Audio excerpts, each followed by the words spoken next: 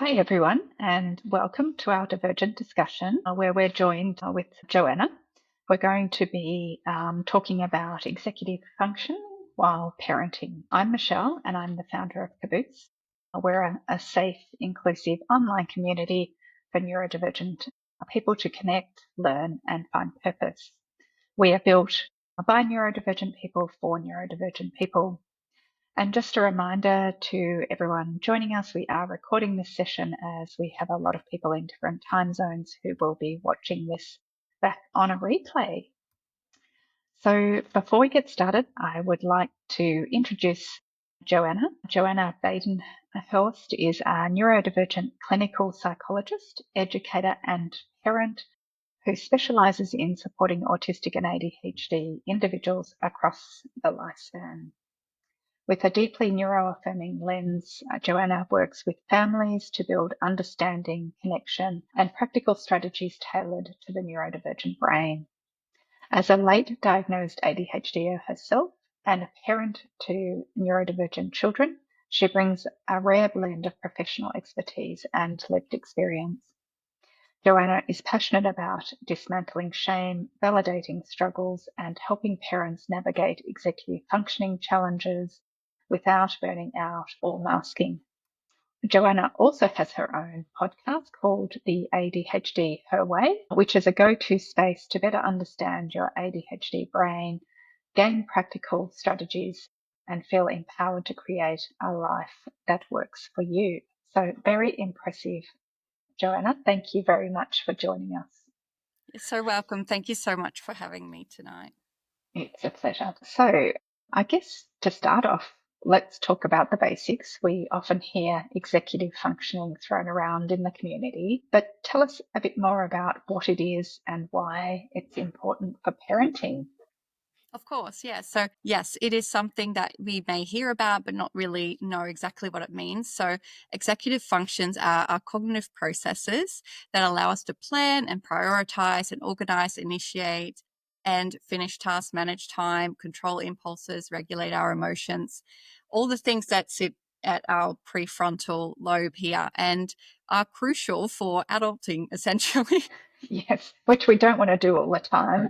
Yeah, so these are processes that are for, especially for neurodivergent people, can be areas where they're quite heavily impacted, especially for ADHDers. There's several different executive functions that are impacted.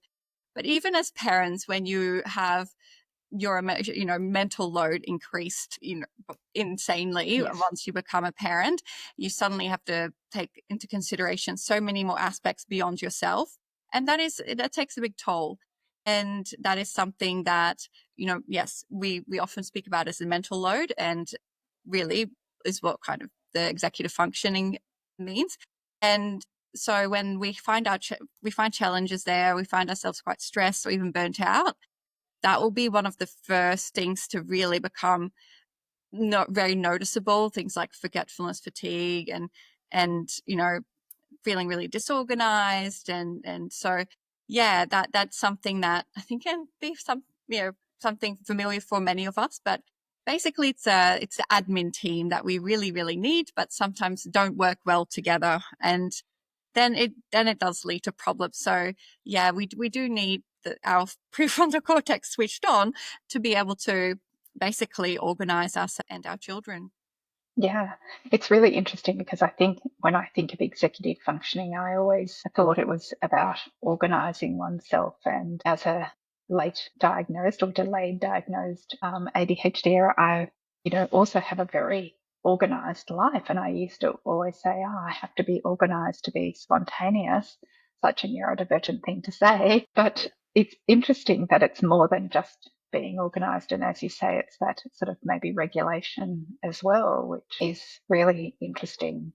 Yeah. Yes, and I think that's probably what people may not realize. And it can be so different for different people.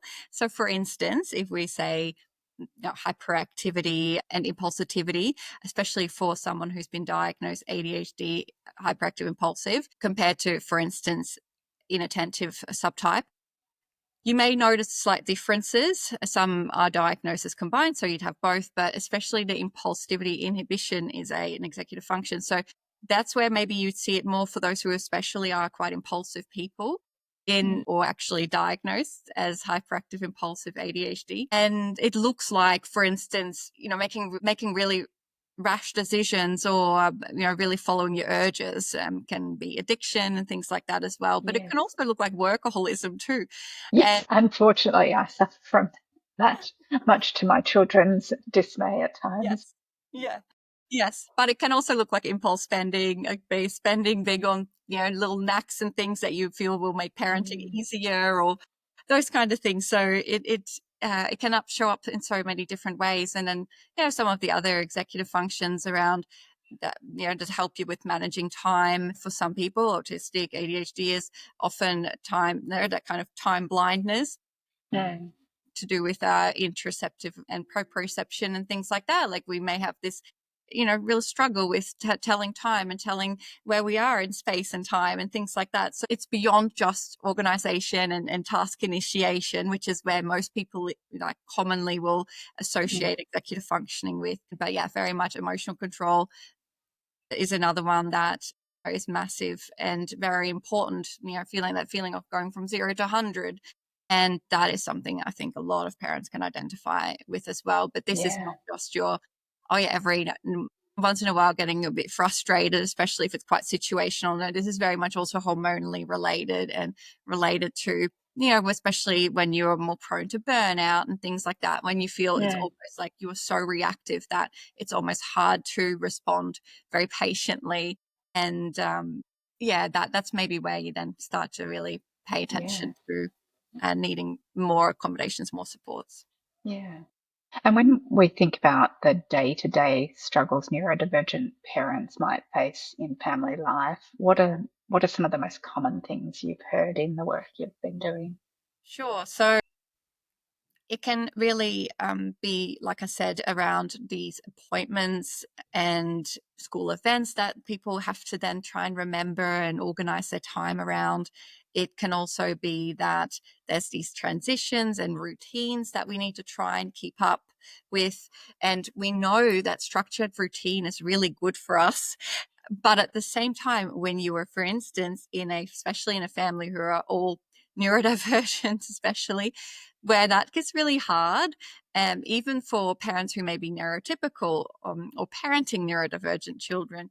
Like it is very difficult it can be quite difficult to stick to routine, or that, might be such a, kind of rigidity or feeling of, feeling quite dysregulated if the Yeah. routine is changed on them.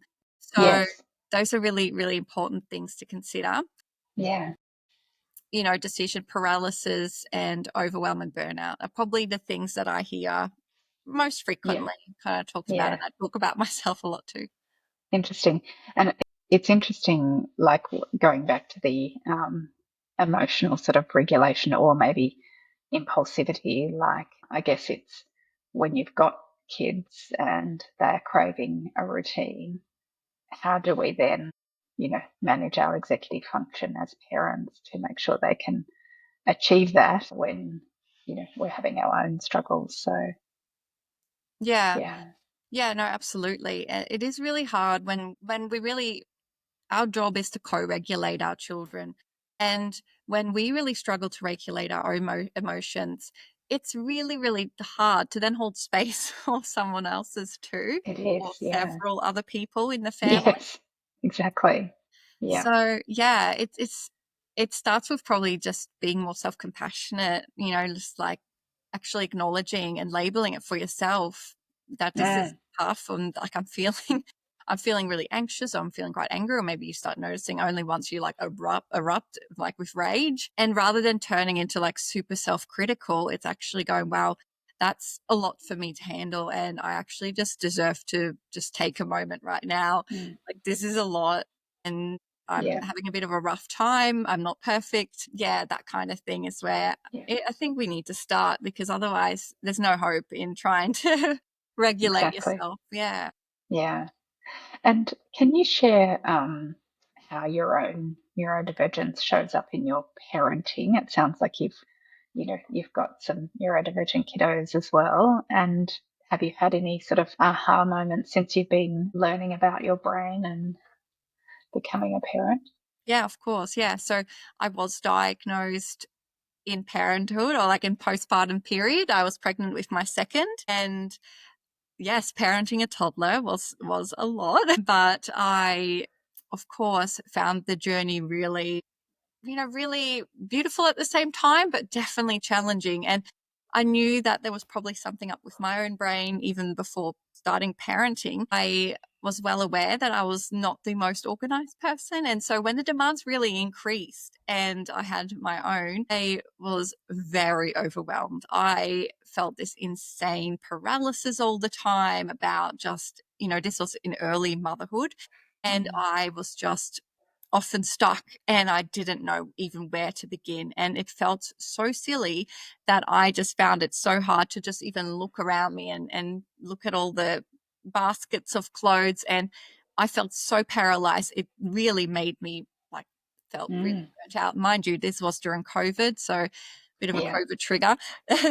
Yes. So that was Yeah. definitely also a compounding factor. But I found, yeah, this the fact that I had such a supportive partner really, really crucial. It was really when I became a mum myself that I realized that, wow, all of a sudden my capacity was so Mm, much more limited, and I really needed extra helping hands with just daily living tasks that I didn't have much trouble with before. And that's when I realized that, yeah, okay, there's maybe more going on. I knew I wasn't depressed as such, or like there was moments of real mm, deep grief and deep, yeah, hopelessness, I suppose, but not to the mm, point where I felt that it wasn't anything more than to do with whenever I was at home and really looking around me and felt really stuck. And yeah. whenever I was out, I was quite happy. And yeah, so that was, yeah, I especially knew it was with those tasks that I just found so, Mm, so debilitating. I know this is different for everyone. So that was for myself. But I know that, yeah, different people struggle or may have strengths in different spaces as yes. well. Um, so, Yeah. yeah, It's interesting, right? Because it could easily have been that you were diagnosed with postnatal depression or something like that, because that yeah. I remember going back, I'm going to be showing my age now. My beautiful son is 21, soon to be 22. And I remember in those early days going to a psychologist because I felt overwhelmed with Hmm. all of the things and oh my goodness, all of this washing. And somebody who likes things structured and organized is, it's really tricky when you get to that point and you're seeking out help. And, that wasn't anything probably, you know, kind of what you're saying is, that sort of, almost the doom piles around and, that's sort of much more tricky to manage, I think. So, Yeah, absolutely. And that can be the case, yeah, for postpartum depression, anxiety mm, can look certainly similar, but it may not be so heavily related to, for instance, for an ADHD, it'd be executive functioning yes. troubles. And then I found whenever I was supported differently and when I did trial medication, that's when I really noticed a massive difference. So that to me was Mm, pretty telling. But yes. that, Interesting. some people do genuinely need antidepressant Yeah. medication to get them out of that kind of Yes.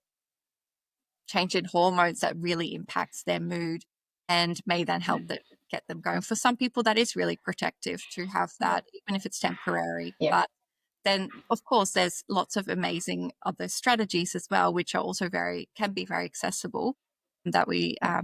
yeah, I'm sure we'll get to in a moment too. Yes, yes, I'm sure. I know we've got a lot of questions, and I am just fascinated to hear your story. That I should make sure also that I stay on track.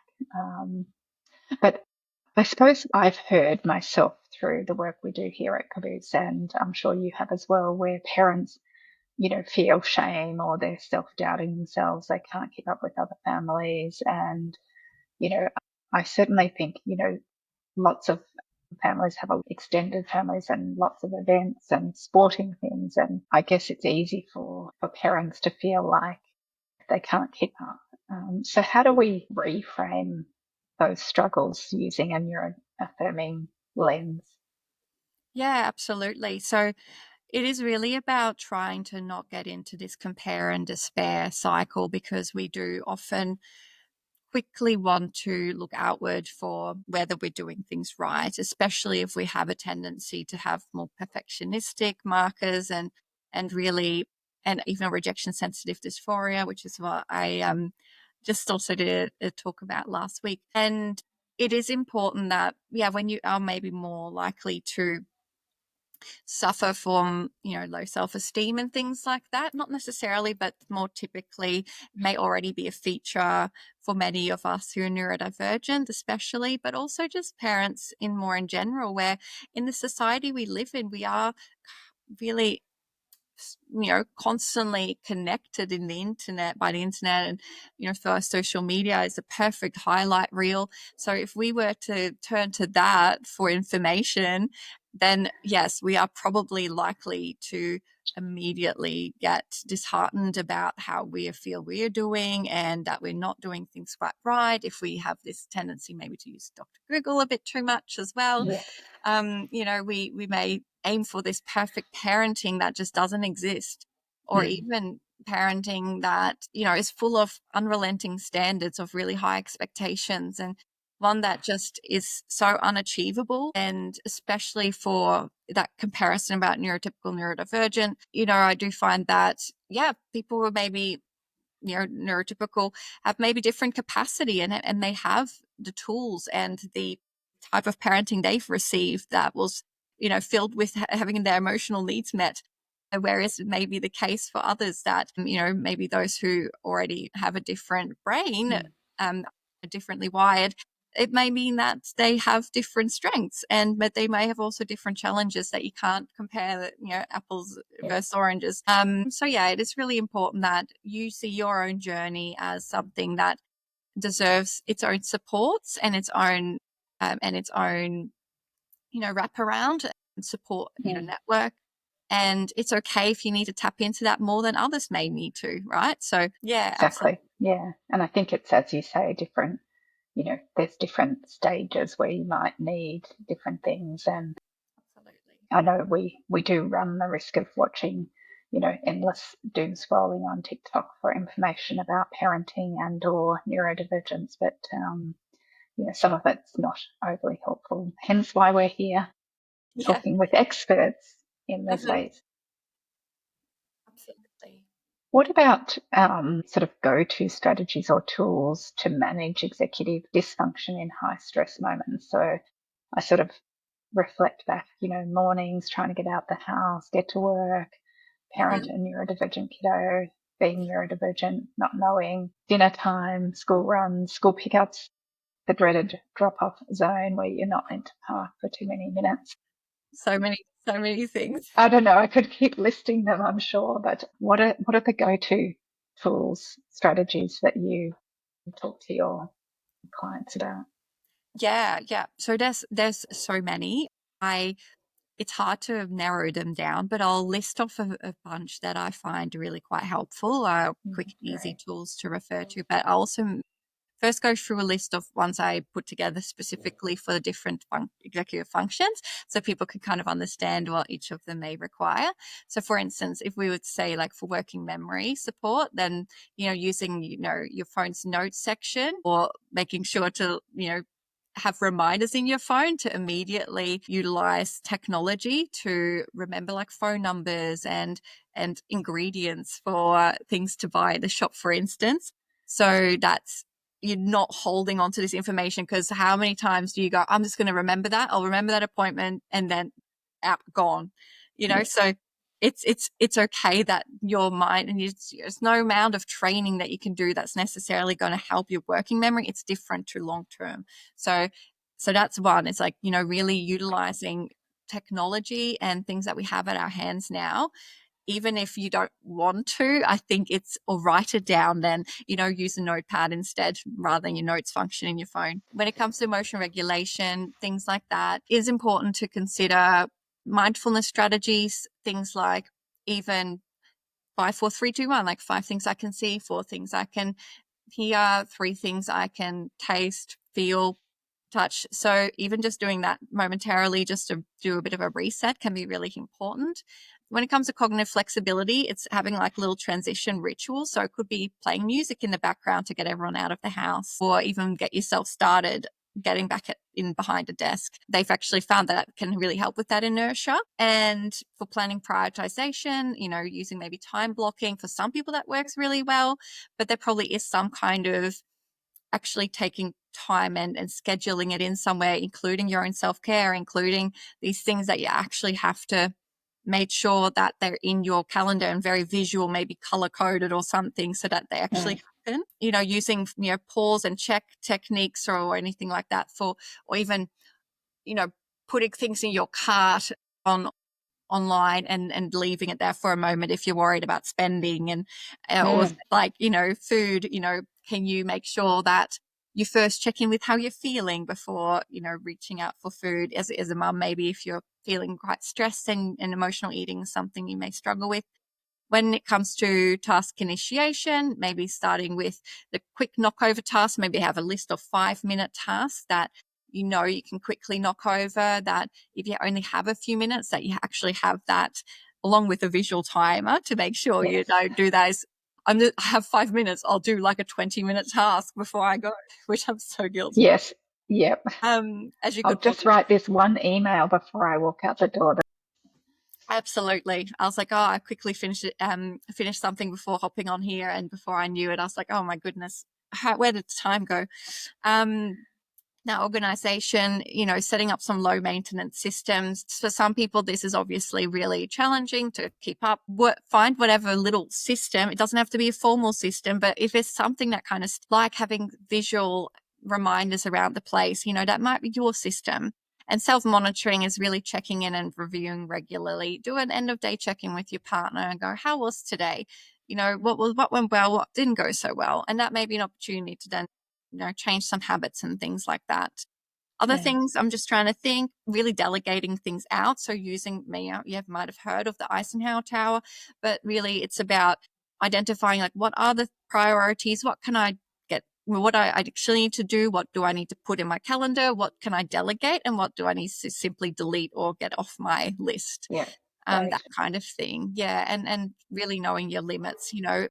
I found it really helpful understanding more about like spoon theory and understanding like what are my spoons, how many spoons do I have to give in a day, and what do these activities kind of, how many spoons do I take and how many do I receive back?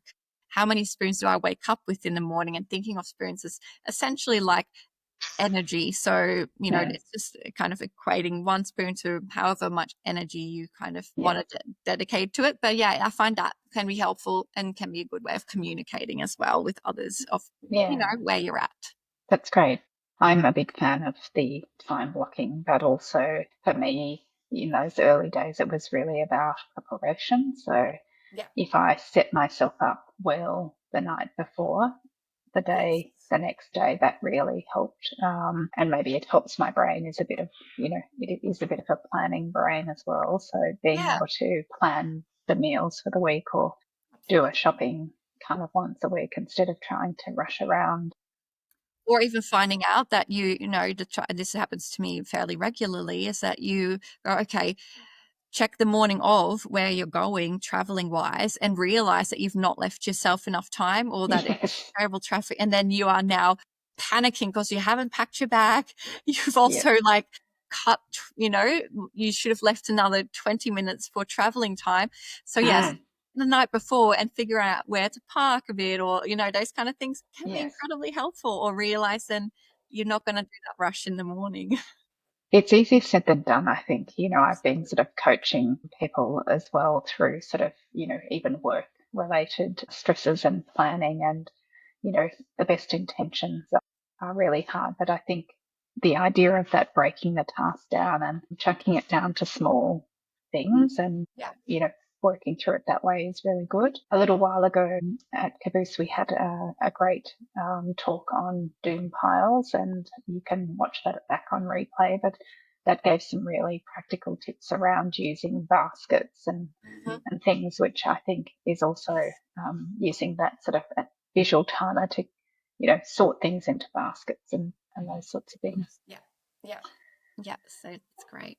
Yeah. What about, I guess, other support people, co-parents, how do they best support or provide assistance to a parent, a neurodivergent parent, without being, I suppose, creating more overwhelm or pressure?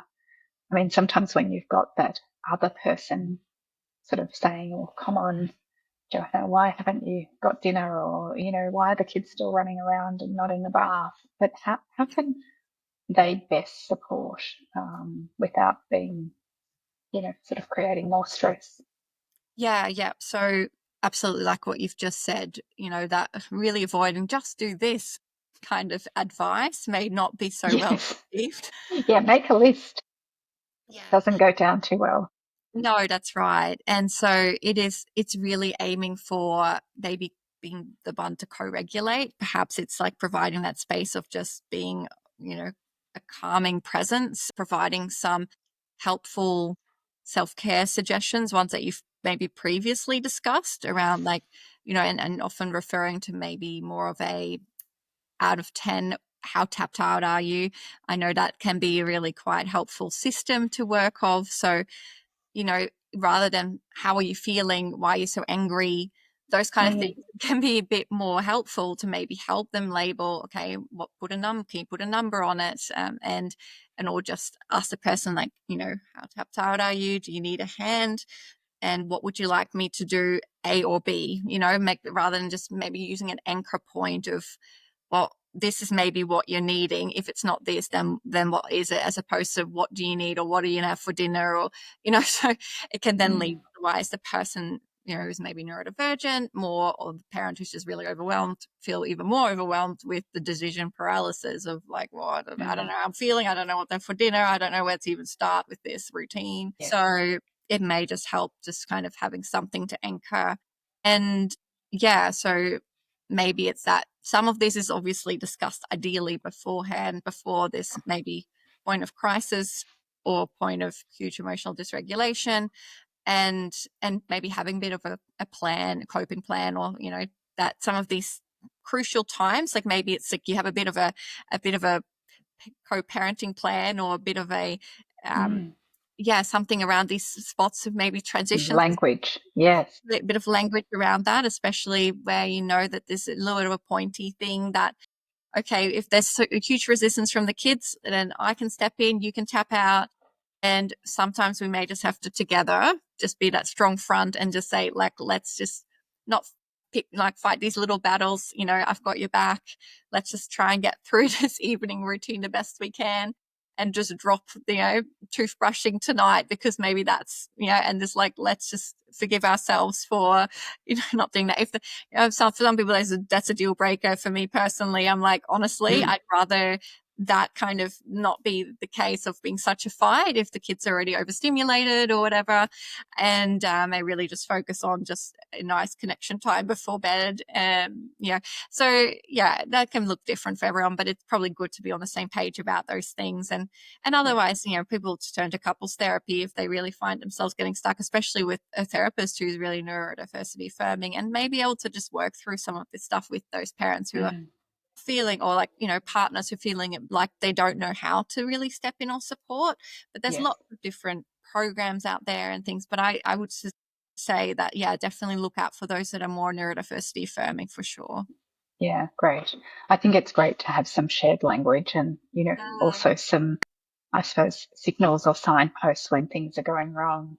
How can you work together to move the evening or the morning along, or yeah. whatever it is that's And kind of, for everyone to feel as most regulated as possible, that it doesn't have to, result in people feeling completely unheard or not seen. And mm, ideally people feel supported, even if you have little, like, meltdowns and stuff. That doesn't mean that the routine's ruined, the night's ruined. It just means that, how do you recover from that? Where's the repair or whatever I've needed, you know yes, um yeah.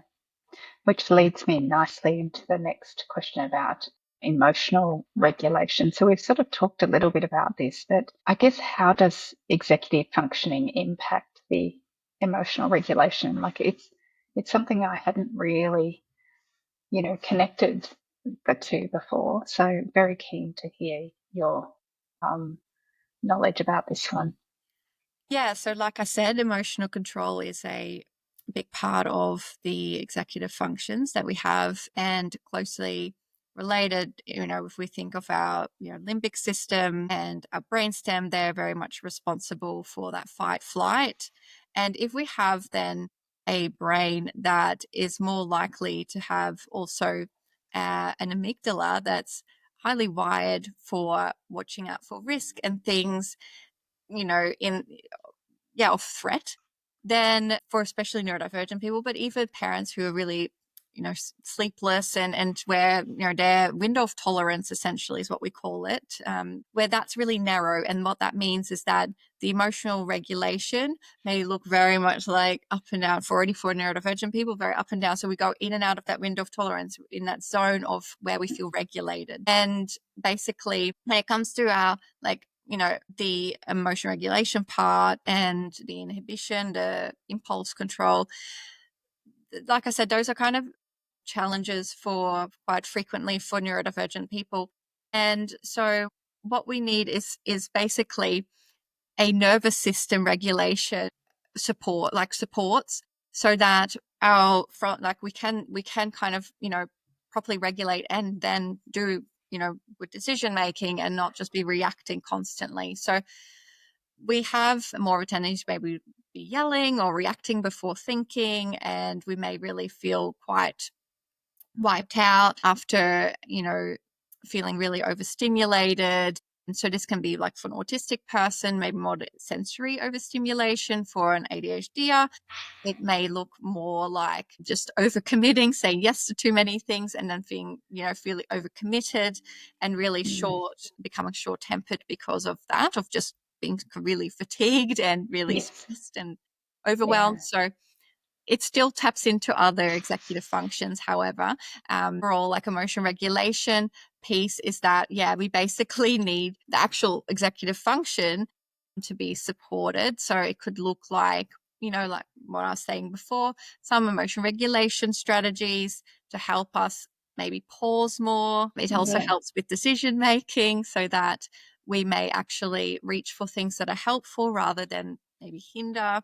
And it might mean that we need to really get this restless energy out. So for many of us, it's also built up restless energy inside. And so, when we are accommodating our needs appropriately, then hopefully our emotion regulation is also better in check. So when we've maybe got things in place that we don't feel so overstimulated, things like maybe wearing sunglasses, it sounds silly, but it's small things like even wearing sunglasses outside because maybe the brightness really bothers you. It may be wearing loop earplugs, and all those things may help you to, relying on, to-do lists that are maybe supported also by a partner or things like that, or where they're well laid out. So you kind of know what you're doing next. But if you're doing those kind of things and you're you're supporting your nervous system with various different systems and supports, then you may feel more emotionally regular. And other basics, of course, sleep, exercise, all those things. So and they all contribute so much. They all flow into each other. And when one's really out, sometimes the rest can kind of if you're, for instance, really, really tired, but you've got a really low demand day, you can probably stay fairly emotionally regulated. But if, let's say, you also have a really busy day, or you've got, lots of things happening, and you're looking after, several kids with several different needs, then you're probably going to feel more emotionally dysregulated if you're also having to regulate more people, if you're going to have to, attend to different demands, if you have put lots more pressure on yourself, and you're also not sleeping well, and you also maybe haven't been eating well, also haven't had a chance to exercise. So you can see how that can it snowballs, doesn't it? Yeah. So they do. It is really, really important. I find emotion regulation is one of those things that I bang on about like no tomorrow, because we can have all the systems in the world in terms of planners and all these things, but if your regulation is totally out of whack, there's no amount of sitting down and doing to-do lists that is going to fix the fact that you're going to be really dysregulated and are probably not going to find yourself productive as such, or just finding yourself, not thriving. Like it's just going to be a matter of like getting over that hill and then like slowing down again, getting over the next thing and then slowing down, because like you're acting very reactive. Yeah, as you were sort of talking, I was thinking about rejection sensitivity and the impact Yeah. on regulation and dysregulation. Yeah. Um, you know, again, because I think that, when you've got that sort of rejection, your your brain's kind of switched off to any kind of ability to regulate yourself. And so even talking about strategies for that, I think would be, amazing.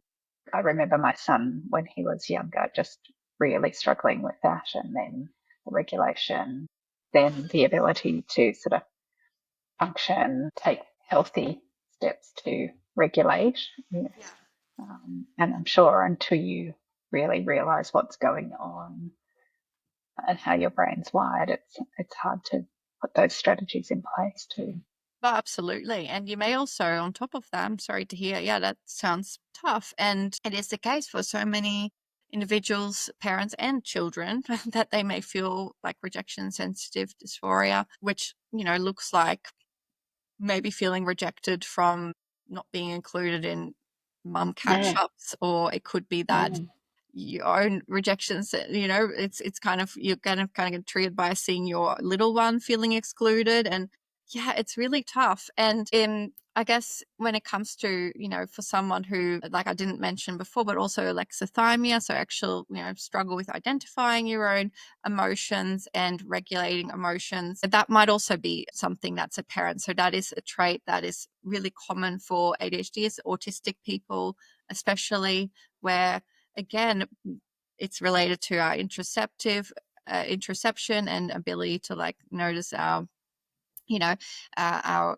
emotions, our whether we need to go to the toilet, and whether we're hungry, all those things. I'm sure that it may have come up here at some stage, but so all of that's tied into it as well. And so Interesting. and same with RSD, like when you struggle to label your own emotions, or like you suddenly feel triggered out of seemingly nowhere, and for someone who already struggles with, identifying what's then going on and how we're feeling, and not being able to communicate that with the people around us, or struggling to, like, that makes it really challenging of people knowing how to then support you, or even yourself, what's going on for you. That's really, that's something, something to take into consideration as well. So I guess that makes me wonder then, could that whole sort of process of not recognizing emotions and how we're feeling lead to burnout? And, how do Absolutely. we, and how do we, think about the signs for, um, Yeah. Yeah. Yeah, absolutely. So there's, a massive contributor to not being able to necessarily notice that you're heading down the path? heading that Yes. path, not noticing that.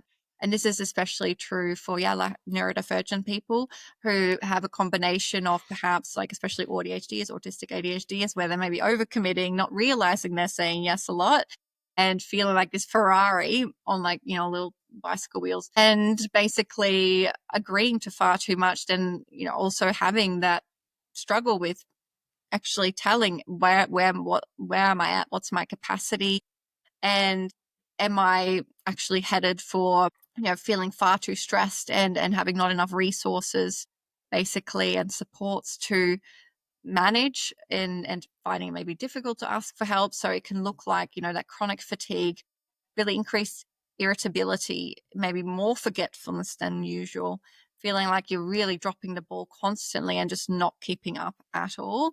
And that real overwhelm, just that chronic overwhelm. And so, it's really just a sign that you're in constant like threat drive mode. So essentially, really being quite hypercritical and pushing yourself to keep going, and then also perhaps chasing that dopamine, and that you're, kind of that leads to that boom bust cycle that I kind of talk about fairly often. So that's especially true, I find, for ADHDers that, have also quite hyperactive impulsive tendencies, perfectionistic tendencies. And so, and then maybe needs to impress other people, not need to impress other people, maybe having male people Keep pleasing up. tendencies, and Yeah. yeah, and feeling the need to not wanting to let other people down. But yeah, if you're noticing yourself really doing that and then feeling really Mm. resentful, very rageful, those may be some emotions that may show up. And yeah, and it can leave us physically fatigued and emotionally really, shut down, and basically not really enjoying things you normally enjoy. More typical burnout symptoms, but more specifically across the board, not just occupational. You'll see them, you'll see it, like especially autistic burnout is more typically known. And that more Mm. ADHD boom bust cycle is perhaps, like I said, a bit more for the ADHD or ADHD kind of person, more present. But yeah, both have similar features, but maybe approached slightly differently. But autistic burnout has a lot of a lot more research as of late that is coming out. And it is really important that, yeah, you're very aware of, your capacity, you're, pacing yourself, and really turning to supports to take over where needed, and to, for you to really tap into what Mm. your boundaries are, what the things that are really draining and what are giving you energy. So yeah, I guess Yeah. creating more awareness about that is really crucial. And what sort of strategies do you have for parents who are recovering from burnout when we know parenting doesn't pause? I can Mhm. certainly attest to that, even as they are now adults, but it doesn't really pause. Yeah. So it really is probably leaning on a community is really Mm. important. And ideally you have, ideally there's partners that are fairly supportive, parents, friends who may be able to do some simple meals for you, do some just to get yourself back on track a little bit if you feel that, as for some people that can be an extended amount of time, like they may need quite some time to recover, and that's okay. But yeah, maybe it's that they have some respite. So people maybe even offer to take the kids a bit more, and so people can really rest and recover. And that might simply look like sleeping more. Maybe it's that they just slow down a lot and actually have to take time off work. And so, but really tapping into like what those self-compassionate things that they could be doing, really trying to tap into the things that bring them joy, singular tasks, not really huge demanding multiple things that are, take a lot of executive functions. It's, maybe just simply doing things for joy, or tapping into Mm. creativity a bit more, even if it's, if they have the energy to do that, or just whatever that person may have the capacity to do from the couch or from the bed. And it could be reading for joy. It could be, creating something that Mm. pick up, put down kind of tasks, like not, I won't say tasks, but activities, things that, yeah, hopefully can re-energize them enough to, feel like they have Mm. capacity for more again. But Yeah, yeah, starting from kind of the basics. thank you. We've got a question from Sylvie. She's asking, what is one key strategy that you implement before you reach the point where you are struggling to regulate your emotions, which I'm sure we can all relate to, is you can feel, you know, that sort of feeling. What do you recommend? Yeah, so it's good if you can recognize that coming up for sure. So probably label, if you can, what the sensation may be, what the emotion may be, so that we can start to actually make that connection with our brain, our body, and really deepening what's happening in here, rather than just sitting up here and ruminating about the why, what's happening, of like, how we're not doing things good enough in this moment. It's really trying to be like, okay, what do I need right now? Like, is there something quick and soothing that I can do? Is there something like having a glass of water? So it depends on the individual. Some people find, for instance, like for me, if I, have a really cold glass of water, it helps me kind of, that temperature change helps me kind of snap a bit of a reset. Or fresh air, stepping outside, feet on the grass, that can be kind of a reset. So if you can tap into kind of what it is that you need momentarily, it's ideal. If you have a capacity to, yeah, step away from a moment, even just a really deep breath, or just holding your breath for a moment, getting your breath going normally again, or more regularly. So that those are quick resets that can help us basically whether it's like actually finish a little stress cycle or just taking a moment to reset our nervous system, basically. I know it's very hard to do when you've got very small children, but I know as the children got older, is being able to try and move to another room as well, Yes. just to like, reset. If it's safe, of course, it's sometimes it's, really hard to do that when Yeah. you've got a dysregulated child and you can Yeah. feel yourself sort of getting dysregulated too. Absolutely. So yeah, if you need a quick reset, I find music, swinging, rocking, like for the kids Mm. as well, is really helpful. Mm. Water play too, and the same for me, having a shower or putting the Yes. kid in the bath or something, or just playing with them with the hose. Suddenly can kind of just Mm. basically reset us all. So yeah, go for those real basic things that may seem so easy, but At the time, at the time, they're not easy. They they seem, may not in be easy. retrospective, yes. Yeah, that's right. They're kind of so simple, I mean. So like they're but not necessarily easy to do. But they may be quite like, if we go back to like basically what normally would reset us, or you kind of go like, where am I drawn to? The beach? Okay. Yeah. I'm also drawn to water, or maybe for other people it's forest or outside, being in nature. So Yes. it's like what we're naturally more gravitated towards. But they tend to be some of the top things for most people. Yeah, great. And we have another question. What do you do in a workplace scenario where your work colleagues aren't communicating with you for complex matters in the ways you have asked, given your neurodiversity? For Mhm. example, colleagues that don't put things in writing and explain complex things in a quick chat in the work kitchen, the corridor conversations, rather than replying to your email about it. Mhm. I'm Mhm. sure you have a perspective. I'm sure Joanna and I have one given my HR background, but Yeah, well, you you go probably first. answer this one then.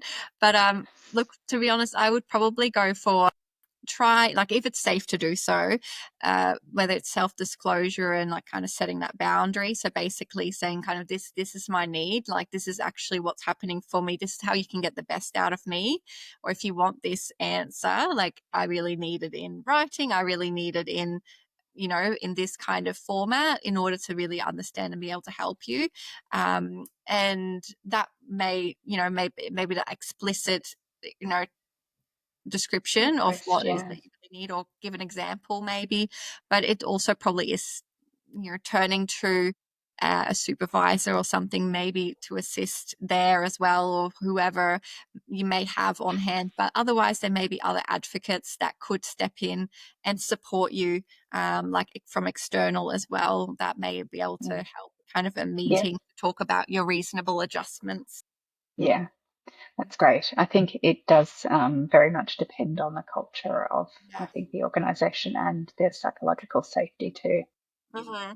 to be able to say. But sometimes even saying, sort of acknowledging the conversation, that's great. It's great context. Thanks for sharing. My brain works better when I can think about that type of request or complex thing by reading it. If you could pop it in writing, that will be helpful. So I guess it just depends on the culture and the circumstance. So Yeah, yeah. absolutely. No, I highly agree. Yeah. And yeah, and sometimes like if there's too many of those instances where that really starts to impact you, then you do, depending on the situation, of what you're in, how flexible it is, but you may have to, yeah, really actually take it to another step if it's something really bothersome and stops you from being able to do the Mm. job. Know that is also in your right to ask for these things to be accommodated, again, if it's safe to do so. Or if there's too many of these things, find a workplace that is more affirming. And if it's something that is Mm. accessible to you, I know that's a privilege, but yeah. Yeah, exactly. Yes. And uh, someone has said an advocate, and that's always another great option, either somebody within the organisation or an external advocate as well can sometimes help. So, Yeah, yeah, yeah, yeah. And other colleagues who can support you as well in that conversation as well if you need someone. And ChatGPT is great for script. isn't it? Yes. It is good. So I Amazing. would also turn or like the Goblin tools as well to help you Yes, there. the goblin tools are very good. Yes. So I would also rely on that to perhaps put some scripts together for Yeah. things. We have a question. Any tips on how to follow through on must-do chores when you just can't get them done, like cleaning pet cages? This Oh, is one that comes up a lot. I'm very keen to hear. I can share strategies we tried with our young people in the day, but Joanna, you go from yeah, a sure. from Oh, you a can add to it. clinical perspective. Yeah, so there's something called like habit stacking or dopamine stacking. So maybe doing things, especially if it's around something that is a must do, but there's quite a bit of procrastination around it, or things that are Mm, not very low dopamine task, matching it with something quite high dopamine to do those together. So for me, that would be the time where I'd match it with a really good podcast or a really good like music playlist, or having something happening, maybe body doubling for others, that is really important. But yeah, when we can maybe do things that are maybe left, I kind of leave certain things episodes when I know I have to get through a whole lot of laundry, and then I've got like a stack of good episodes to listen to actually follow through mm, from start great to finish. idea. But yeah, so I specifically leave some where I'm like, nope, that's a reward for then doing, the laundry. Yeah, I don't mind doing some of it, but the putting away laundry, it gets me every time. But yeah, so that's yeah, something I would probably use. But I find body doubling, where kind of everyone does something. So maybe picking some of the tasks that no one really wants to do, kind of like they're all kind of distributed a bit more fairly, ideally, if yes, it's on a. yeah. I think there's another comment, when my daughter needs to do it, but I'm just as bad and don't want to do it. So it's hard to enforce. I think that's very tricky, but I like that dopamine balancing out, um, with something nice. And I think those rewards, you know, I don't like to call them bribes, but the rewards, like what can you have, after doing it, like almost this special treat that Yeah. only happens after But cleaning it the could pet be quality cage. time. Like it could be like, going out Yeah, and doing something nice with your daughter after you've both done that, cleaned the cage. exactly. Anyone else has questions, feel free to drop them in. Otherwise, we're going to start to wrap up, conscious of time, and I'm sure you've got places to be and dinners to have. But what's your go-to parenting shortcut hack that makes life easy? Yeah, I really love these. Okay, so these are these visual timers. I'm sure people have seen them. Cool. We've got a rainbow one, but this is just a plain one. Yeah. So basically, this one at the moment, it's not going to beep. It's just vibrating. Oh, Um, yeah. Nice. Oh, yeah. then you can press the top and it stops, and the kids can set them themselves. So I guess you have to maybe sometimes put them out of reach, but we do them for showers, we do them, and it so helps like externalizing that thing that, both for the sake of, especially for kids, like externalizing it to be like, well, it's the timer that's up, not, I didn't make the call, the timer did. um Yeah. Helps a lot. And also the fact that they can press the button, they can, like, they can press it. And for us, and also just for neurodivergent kiddos especially, like actually seeing visually seeing time go makes a lot more sense than saying you've got 5 minutes. So I would say this is a really important one, and for many kids, having them visually, also the tasks and things, a visual schedule, but also for us adults, having them visually laid out is a lot more helpful most often than just Yeah. having them in your head or them being kind of implicit expectations. So Mm. yeah, matching those two I find really helpful, or just doing one or the other.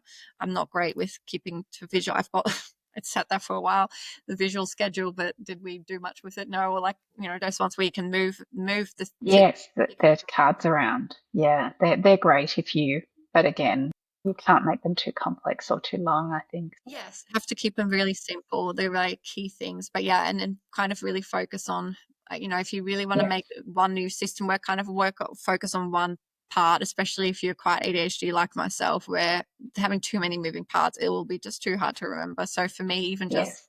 having the visual timer sitting there on the sink next to the shower, it's like a little thing, and it's made such a difference with like Yeah, showers great. and stuff. Great. I think you're getting some love of the timers there. And I must say, I do like that pink timer. I'm like, can I have one of those? Yeah. So yes, Yes. look out. Any tips on where to get great ones, because you can Mm. buy them, I'm sure, on Amazon next day delivery. Yes, and for those who have NDIS and that, I think a lot of OT shops have them as well. Yeah, And great. yeah, I love otherwise like sensory tools as well. Like, I've just got this from Kaiko. So Oh I just yeah, like great. use that this is a hand We roll. had Joe on Divergent discussion last week, so but that they look great. Better Yes. than my hair tie. And the spikies, I love the spikies as well. Oh, yeah, Um, nice. yes, Yeah, so yeah, those kind of things I find in terms of emotion regulation, really, really helpful are my go-tos. When I yeah, need to really fantastic. regulate myself, I have a lot of spikies around now. I bought so many. I've got some in a car. I've got some in my pocket. That's Um, great. find them Yeah, in random places, and just little tools to just regulate. Yeah. I love it. Yeah. Well, thank you. Thank you so much for all those wonderful tips and for joining us. We'll wrap up now, and just a reminder to everyone that we have more Divergent discussions coming up. In August, we're going to be talking to the Travengers founder, so Agnes Abelson, who has an organisation that supports neurodivergent individuals to travel the world, and they have some very exciting destinations. So we're very excited to talk to Agnes, and we also have Gil joining us to discuss stress management. He has some very cool puzzles, which I'm looking forward to hearing and seeing about. So you can head over to our app, the Caboose app, to register for those, or via the website. And just a reminder that you will receive this recording on replay, so you can play back all these wonderful tips that Johanna has shared with us tonight. So thank you very much for joining us, and thank you to the wonderful questions we had. So welcome. Thank you for having me. Yeah. And people can, go and check out more resources and things if they need some of the things I've talked about. I've got in like guides and things and even free guides. So yeah, make sure to head over and check them out. So head over to ADHD Away and Yeah. for all those tip sheets, Yeah. and we'll look forward to seeing you all again soon. Sounds great. Thank you for having me.